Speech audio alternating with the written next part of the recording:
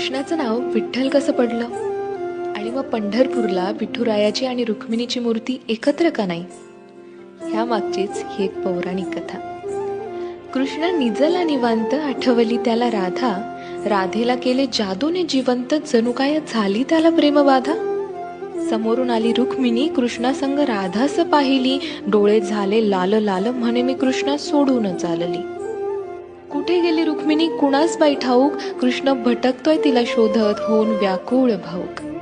पोहोचला बाई कृष्ण शोधत तिरी चंद्रभागेच्या, अन रुक्मिणी दिसली दिंडी रवनात पंढरीच्या.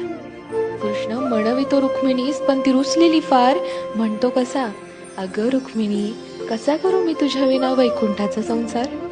रुक्मिणी नाराज, त्यातच कृष्णास आठवे भक्त एक थोर, नाव त्याचे पुंडलिक, लय गुणाचं ते पोर. पुंडलिकाच्या घरी आली कृष्णाची गबाई स्वारी.